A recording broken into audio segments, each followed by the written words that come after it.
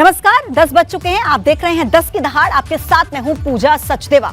बड़ी जानकारी गाजियाबाद से। घर से बाहर खेलने गए 4 बच्चे लापता हो गए हैं। रविवार शाम से चारों बच्चे लापता बताए जा रहे हैं। परिजनों ने नंदग्राम थाने में मामला दर्ज कराया। थाना नंदीग्राम क्षेत्र के दीनदयालपुरी का ये पूरा मामला बताया जा रहा है, जहां घर से बाहर खेलने के लिए 4 बच्चे गए थे और चारों बच्चे लापता हो गए हैं। ज्यादा जानकारी दे रहे हैं हमारे संवाददाता शक्ति, इस वक्त फोन लाइन पर मौजूद हैं। शक्ति, घर से खेलने गए बच्चे और अब तक कुछ सुराग नहीं मिला है, क्या जानकारी? देखिए, अगर ताजा अपडेट की बात करें तो मालूम चला है कि बच्चों का सुराग लग गया है, बच्चों का पता चल गया है, ऐसा पुलिस का कहना है। हालांकि बच्चे अभी तक घर नहीं पहुंचे हैं। वही बात की जाए तो रविवार से ये बच्चे घर से बाहर खेलने गए थे और 4 बच्चे हैं 2 परिवारों के, और इनकी महज उम्र की अगर बात करें तो 14 वर्षीय बच्चे हैं ये, जो कि थाना नंदग्राम क्षेत्र के दीनदयालपुरी में रहते हैं परिवार। और परिवार में बड़ी चिंता देखी गई लगातार। जिस तरह से बात की जाए रविवार की, तो रविवार से बच्चे लापता हैं और आज मंगलवार हो गया, यानी कि 2 दिन बीत जाने के बाद भी बच्चों का सुराग नहीं लगा। तो जो घर के जो लोग हैं उनमें काफी चिंता बनी हुई है, जो आसपास के जो लोग हैं उनमें काफी चिंता बनी हुई है। हालांकि शुरुआती दौर में पुलिस ने तुरंत इनकी गुमशुदगी लिखने के बाद और इनकी तलाश शुरू कर दी। जी, जैसा शक्ति आप बता रहे हैं कि पुलिस को पता लग गया है, अब देखना यह होगा कि आखिर परिजनों तक ये बच्चे कब तक पहुंचते हैं और सब ठीक ठाक है, क्या पूरा मामला था। फिलहाल बहुत धन्यवाद शक्ति जानकारी देने के लिए। और देखिए, आगरा में जहां मकान गिरने की रिपोर्ट डीएम को सौंपी गई है, पीडब्ल्यूडी टीम ने अपनी जांच रिपोर्ट जिलाधिकारी को सौंप दी है। पीडब्ल्यूडी के आकलन में 1 करोड़ 55 लाख रुपए का नुकसान हुआ था। ठेकेदार राघवेंद्र उपाध्याय से ये 1 करोड़ 55 लाख की रकम वसूली जाएगी। दरअसल आगरा में धर्मशाला की खुदाई से 6 मकान गिर गए थे और अब इस पूरे मामले को लेकर रिपोर्ट जिलाधिकारी को सौंपी गई है। पीडब्ल्यूडी की टीम ने जिलाधिकारी को अपनी रिपोर्ट सौंप दी है और ज्यादा जानकारी के साथ नितिन उपाध्याय इस वक्त हमारे साथ जुड़ गए हैं। नितिन, ये जो रिपोर्ट सौंपी गई है जिलाधिकारी को, क्या इसमें सामने आ रहा है? पीडब्ल्यूडी को इस मामले में लगाया गया था कि आखिर ये जो हादसा हुआ है इसके पीछे क्या एग्जैक्ट क्या इंजीनियरिंग जो गड़बड़ी सामने आई है, इसको लेकर पीडब्ल्यूडी ने अपनी रिपोर्ट जिलाधिकारी को सौंप दी है। इसमें बताया गया है कहीं न कहीं जो खनन ठेकेदार था राघवेंद्र उपाध्याय, जो धर्मशाला की खुदाई कर रहा था, तो उसने कहीं न कहीं इसको लेकर लापरवाही बरती है। प्रॉपर जो सपोर्ट होना चाहिए था, जो रिटेनिंग वॉल बनाकर ही खनन का काम होना चाहिए था, वो नहीं किया गया, जिसकी वजह से ऊंचाई पर बने हुए जो टीले पर बने हुए तमाम मकान थे वो धराशायी हो गए। एक मंदिर भी धराशायी हुआ। 1 करोड़ 55 लाख का जुर्माना लगाया गया है और ये सारी जो रकम की जो वसूली है वो खनन ठेकेदार राघवेंद्र उपाध्याय से की जाएगी। और इसके साथ ही अब इसमें मेट्रो को भी लगा दिया गया। मेट्रो की कंपनी वहाँ मलबा उठाने का काम कर रही है। इसके साथ ही वहाँ नगर निगम अपने चिन्हित मकानों के ध्वस्तीकरण की प्रक्रिया भी शुरू करेगा और इसमें कहीं न कहीं सेना की भी मदद ली जा रही है कि थोड़े सैनिक जो रहेंगे उनकी मौजूदगी में भी ये मलबा उठाने का काम रहेगा, ताकि किसी भी तरह से जब मलबा सफाई किया जाए तो आधे जो मकान लटके हुए हैं मिट्टी पर वो ना धराशायी हो, पूरी तरह से स्वच्छ। बहुत धन्यवाद आपका नितिन, जानकारी हम तक पहुंचाने के लिए। तो देखिए, ठेकेदार से ही वसूल की जाएगी ये रकम। और आगे बढ़ते हैं, आम लोगों के लिए एक जरूरी खबर है। यूपी में रोडवेज बस का सफर 25 पैसे प्रति किलोमीटर महंगा होगा। 1 हफ्ते में किराया बढ़ा हुआ लागू होने की संभावना जताई जा रही है। राज्य परिवहन प्राधिकरण ने बढ़े हुए किराए पर मुहर भी लगा दी है। देखिए, नया किराया लागू होने के बाद 30 करोड़ सालाना का मुनाफा सरकार को होगा। इसी के साथ साथ अनुमान यह भी है कि ऑटो और टेम्पो का भी किराया बढ़ाने की अनुमति मिल गई है। अब ऑटो और टेम्पो में भी पहले किलोमीटर के लिए यात्री को 10 रुपए 58 पैसे देने होंगे। तो देखिए, कुल मिलाकर लोगों की जेब पर थोड़ा सा बोझ अब बढ़ता जरूर नजर आ रहा है, क्योंकि रोडवेज बस का सफर अब 25 पैसे प्रति किलोमीटर महंगा हो जाएगा और 1 हफ्ते के अंदर ही ये जो बढ़ा हुआ किराया है ये लागू हो जाएगा। पूरी जानकारी इस रोडवेज के सफर से जुड़ी हम आप तक पहुंचाते हैं। यूपी में रोडवेज बस का सफर देखिए होगा महंगा अब, और रोडवेज का ये किराया 25 पैसे प्रति किलोमीटर महंगा होगा। 1 हफ्ते में ये जो बढ़ा हुआ किराया है ये लागू हो जाएगा। इसी के साथ ही राज्य परिवहन प्राधिकरण की एक बैठक हुई थी, उसी बैठक में ये डिसीजन लिया गया कि रोडवेज का किराया बढ़ाया जाएगा। देखिए, लखनऊ से दिल्ली तक रोडवेज का किराया 125 रुपए तक महंगा होगा। बहुत ज्यादा आवाजाही रहती है लखनऊ से दिल्ली तक, और अब ये रोडवेज का किराया 125 रुपए महंगा होगा। इसी के साथ ही जो नया किराया है वो लागू होने के बाद रोडवेज को 30 करोड़ सालाना का मुनाफा होने की संभावना है। और इसी के साथ साथ रोडवेज के साथ ऑटो और टेम्पो का भी किराया बढ़ाने की इजाजत मिल गई है। ऑटो और टेम्पो में भी अब पहले किलोमीटर के लिए 10 रुपए 58 पैसे देने होंगे। यानी कि आप रोडवेज से सफर कीजिए, आप ऑटो से कीजिए या टेम्पो से, आपको अब किराया बढ़ाकर ही देना होगा। इसी के साथ देखिए संसद के बजट सत्र की शुरुआत आज से होगी और आज पहले दिन 11 बजे राष्ट्रपति द्रौपदी मुर्मू संसद के सेंट्रल हॉल में दोनों सदनों की संयुक्त बैठक को संबोधित करेंगी। दोनों ही सदनों में आर्थिक सर्वेक्षण पेश किया जाएगा। सत्र के दूसरे दिन कल वित्त मंत्री निर्मला सीतारमण मोदी सरकार के वर्तमान कार्यकाल का आखिरी पूर्ण बजट पेश करेंगी। ये बजट सत्र 2 चरणों में होगा। सत्र का जो पहला चरण है वो 31 जनवरी से शुरू होकर 13 फरवरी तक चलेगा। 14 फरवरी से लेकर के 12 मार्च तक छुट्टी रहेगी। बजट सत्र का जो दूसरा चरण है वो फिर 13 मार्च से शुरू होगा और इसके बाद वो 6 अप्रैल तक चलने की संभावना है। बजट सत्र के दौरान 27 बैठकें होंगी। तो पूरा बजट सत्र कैसा होगा इस साल का, वो जानकारी हम आपको बता रहे हैं कि 2 चरण रहेंगे। इसके अवकाश कब रहेगा और ये 2 चरण कैसे होंगे, ये बहुत महत्वपूर्ण है। आज आर्थिक सर्वेक्षण पेश किया जाएगा। कल निर्मला सीतारमण मोदी सरकार का जो इस कार्यकाल का आखिरी पूर्ण बजट है वो पेश करती नजर आएंगी। आज जब आर्थिक सर्वेक्षण पेश होगा उससे पहले राष्ट्रपति का अभिभाषण सुनने को मिलेगा सदन में और कल सदन में बजट पेश किया जाएगा। पूरे बजट सत्र के दौरान 27 बैठकें होंगी। तो देखिए आज आर्थिक सर्वेक्षण पेश होगा सदन में और ये आर्थिक सर्वेक्षण तैयार कैसे होता है ये आप समझिए। वित्त मंत्रालय की इकोनॉमिक्स डिवीजन इस आर्थिक सर्वे को तैयार करती है। मुख्य आर्थिक सलाहकार की देखरेख में ही इसे तैयार किया जाता है। फिर वित्त मंत्री के मंजूरी मिलने पर इसे रिलीज किया जाता है। यानी कि पहले पूरा सर्वे तैयार होता है, फिर वित्त मंत्री उसे मंजूर करती है, उसके बाद उसे रिलीज किया जाता है। बजट से ठीक पहले आर्थिक सर्वे पेश किया जाता है। यानी देखिए कल बजट है और आज आर्थिक सर्वे पेश किया जाएगा। आर्थिक सर्वे अर्थव्यवस्था की पूरी रिपोर्ट को सामने लाकर रखता है। पूरी रिपोर्ट उसमें अर्थव्यवस्था की तैयार होती है। सरकार की योजनाएं भी आर्थिक सर्वे पर ही बनाई जाती हैं। जो आर्थिक सर्वे होता है उसी के मुताबिक सरकार की योजनाओं को बनाया जाता है। आर्थिक सर्वेक्षण से ये पता लगता है कि अर्थव्यवस्था का हालचाल क्या है, कैसी है अर्थव्यवस्था, यह आर्थिक सर्वे से ही पता लगता है। और ये आर्थिक सर्वेक्षण होता क्या है आप वो समझिए। देखिए जो देश की सालाना आर्थिक विकास होता है उसका पूरा लेखा जोखा आपको इस आर्थिक सर्वे में देखने को मिलता है। पिछले साल में देश की आर्थिक व्यवस्था कैसी रही, कितनी बढ़ी, क्या दिक्कतें आई, इस पूरा लेखा जोखा आपको इस आर्थिक सर्वे में देखने को मिलता है। नुकसान हो, फायदे हो, ये पूरी जानकारी सर्वे में मिलती है। और जो वित्त वर्ष चल रहा है उसकी आर्थिक व्यवस्था कैसी है उसकी भी समीक्षा इसी आर्थिक सर्वे में मिलती है। बहुत महत्वपूर्ण होता है देखिए सर्वेक्षण।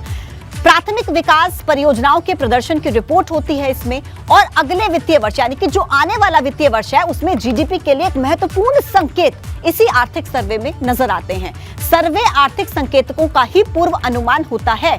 सर्वेक्षण जो होता है वो सीईए के मार्गदर्शन में पूरा तैयार किया जाता है। और देखिए पैसे की आपूर्ति, प्रोडक्शन, बुनियादी ढांचा, इंफ्रास्ट्रक्चर, उसका पूरा एनालिसिस, उसका पूरा विश्लेषण आपको इसी आर्थिक सर्वे के अंदर मिलता है। आयात हो, निर्यात हो, विदेशी मुद्रा का भंडारण हो, उस पर भी एक पूरी रिपोर्ट इसी आर्थिक सर्वे में तैयार की जाती है। इसके अलावा जो बजट पर प्रभाव डालने वाले कारक होते हैं, जो फैक्टर्स होते हैं जिन पर बजट पर जिनका असर पड़ता है, उनके पूरे रुझानों का एनालिसिस, उनके पूरे रुझानों का विश्लेषण आपको इसी आर्थिक सर्वे के अंदर मिलता है। यानी कुल मिलाकर जो बजट कल पेश होगा उसका एक समराइज आपको आर्थिक सर्वेक्षण में देखने को मिलेगा और उसी को ही फिर पूरे बेहतर तरीके से और संक्षेप में आप देखेंगे कि उसे बजट में फिर दिखाया जाता है। और इसी बीच एक बड़ी खबर यह है कि राष्ट्रपति द्रौपदी मुर्मू 12 और 13 फरवरी को लखनऊ के दौरे पर रहेंगी। 12 फरवरी को ग्लोबल इन्वेस्टर्स समिट का समापन है और उसी समापन समारोह में राष्ट्रपति द्रौपदी मुर्मू शामिल होंगी। 13 फरवरी को बाबा साहेब भीमराव अंबेडकर यूनिवर्सिटी का दीक्षांत समारोह है, उसमें राष्ट्रपति द्रौपदी मुर्मू शामिल होंगी। 12 और 13 फरवरी को लखनऊ का दौरा राष्ट्रपति द्रौपदी मुर्मू का रहेगा। 12 फरवरी को ग्लोबल इन्वेस्टर्स समिट के समापन समारोह में और 13 फरवरी को बाबा साहेब भीमराव अंबेडकर यूनिवर्सिटी के दीक्षांत समारोह में राष्ट्रपति द्रौपदी मुर्मू शामिल होंगी। तो देखिए पहले से ही कार्यक्रम तय है 12 फरवरी को, क्योंकि ग्लोबल इन्वेस्टर समिट का समापन समारोह है, उसमें राष्ट्रपति द्रौपदी मुर्मू की मौजूदगी होगी और 13 फरवरी को भी लखनऊ में ही राष्ट्रपति द्रौपदी मुर्मू रहेंगी और तब भीमराव अंबेडकर यूनिवर्सिटी का दीक्षांत समारोह है, उसमें राष्ट्रपति द्रौपदी मुर्मू की मौजूदगी होगी। और इस बीच एक और बड़ी खबर हमारे पास है। देखिए ग्रेटर नोएडा अथॉरिटी ने 49 कर्मियों की सेवाओं को समाप्त कर दिया है। फर्जी तरीके से नियुक्ति की शिकायत का मामला आया था सामने और उसी मामले में ये कार्रवाई करते हुए 49 कर्मियों पर कार्रवाई की गई है। दोषी पाए गए थे 49 कर्मी, उन पर यह कार्रवाई 1.5 साल पहले अथॉरिटी ने संविदा पर नियुक्तियों की अथॉरिटी की जानकारी दी थी और सीईओ रितु महेश्वरी ने इस पर जांच के आदेश दिए थे। फिर 2 महीने के बाद जांच की रिपोर्ट आई, उसके बाद कार्रवाई हुई। शिकायतकर्ता ने नियुक्ति घोटाले को लेकर सीएम से भी इसकी शिकायत की थी। सीएम पोर्टल पर शिकायत के बाद ग्रेटर नोएडा अथॉरिटी जो है वो एक्शन में आया था और अब देखिए कार्रवाई करते हुए 49 कर्मियों को इसमें निरस्त किया गया है। ज्यादा जानकारी दे रहे हैं हमारे सहयोगी रविंद्र जैन, इस वक्त हमारे साथ जुड़ गए हैं। रविंद्र, 49 कर्मियों की सेवाएं समाप्त हुई हैं और फर्जी तरीके से नियुक्ति के मामले में क्या अपडेट है आपके पास?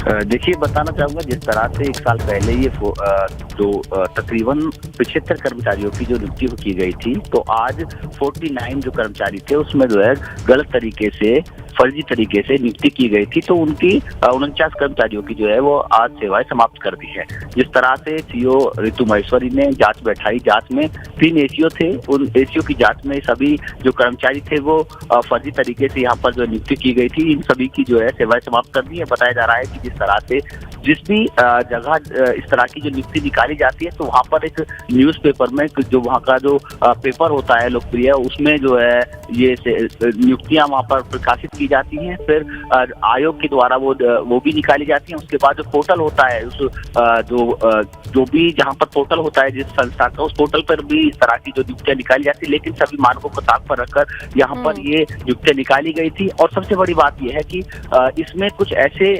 चीजें पाई गई थी कि जो वहाँ पर कर्मचारी जो अधिकारी थे उनके रिश्तेदार, रिलेटिव इसमें पाए गए थे, जबकि उसमें पहले ही लिखा गया था कि जो भी प्राधिकरण का, ठीक है रविंद्र, कुल मिलाकर मामला था भ्रष्टाचार से जुड़ा, फर्जी नियुक्तियों से जुड़ा और उस पर यह कार्रवाई है। बहुत धन्यवाद रविंद्र आपका अपडेट्स हम तक पहुंचाने के लिए।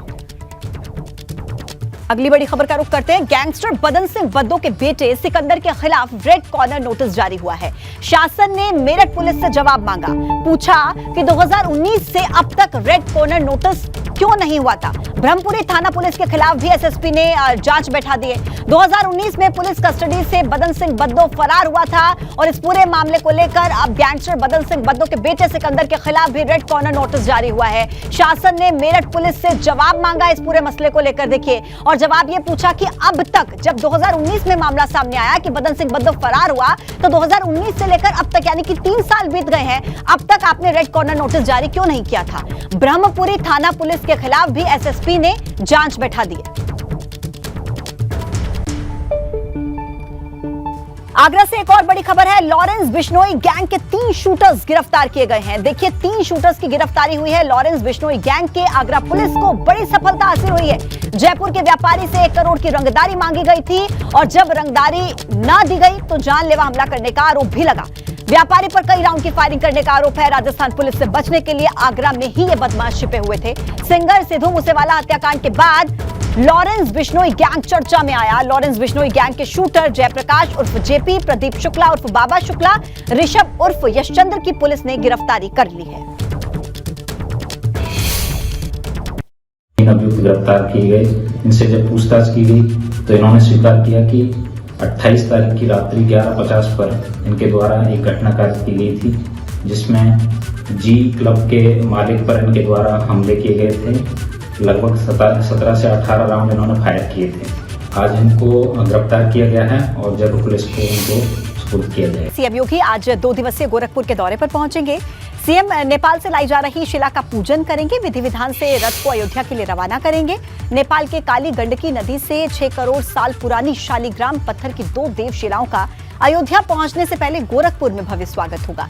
ये शिलाएं आज गोरखपुर पहुंचेंगी और स्वागत के लिए मुख्यमंत्री योगी आदित्यनाथ खुद गोरखनाथ मंदिर में मौजूद होंगे। गोरखनाथ मंदिर में ही देवशिला रथ का रात्रि विश्राम होगा।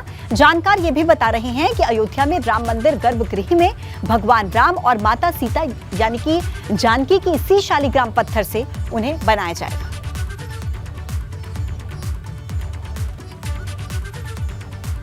देखिए, शालिग्राम की दोनों ही शिलाएं आज कुशीनगर के रास्ते यूपी में एंटर करेंगी। NH 28 के रास्ते कुशीनगर जनपद की सीमा में शिला प्रवेश करेगी और यहां पर सलेमगढ़ टोल प्लाजा पर वैदिक मंत्रों के बीच भव्य स्वागत होगा। वैदिक मंत्रों के जानकार 32 पुरोहित शालिग्राम शिलाखंडों की पूजा में शामिल होंगे और सुरक्षा व्यवस्था के लिए काफी संख्या में पुलिस की मौजूदगी होगी। 11 बच्चे को बुलाया गया है जो कि वो शिक्षा जो पंडिताई का लेते हैं, जो कि रुद्री मंत्र बोलेंगे 11 पंडित जी, और जो है आपको 5 पंडित जी घड़ी घंट बजाएंगे।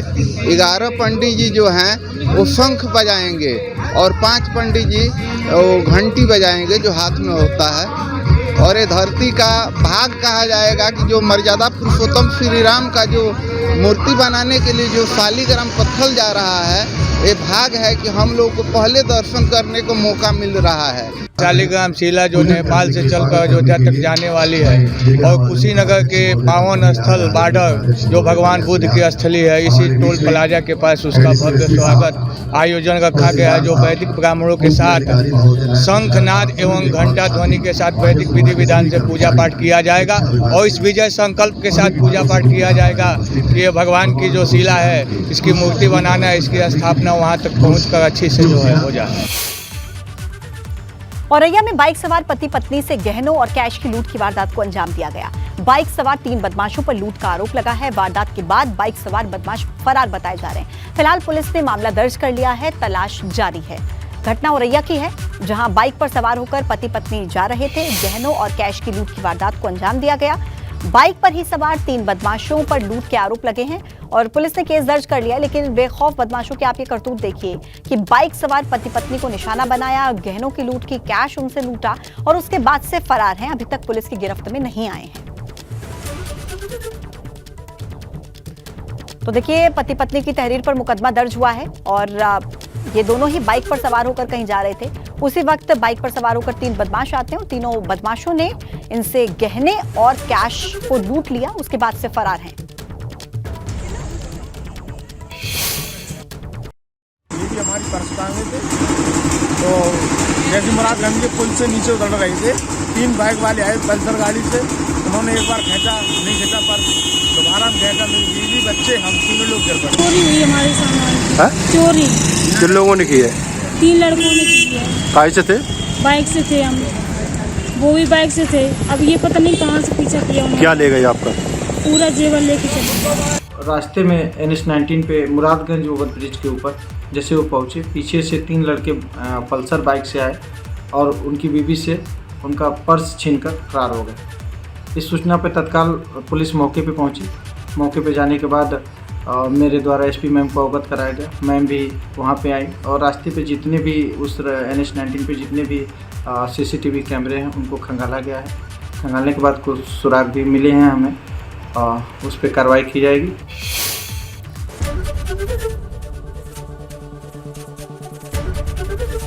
ABP गंगा, खबर आपकी, जुबान आपकी।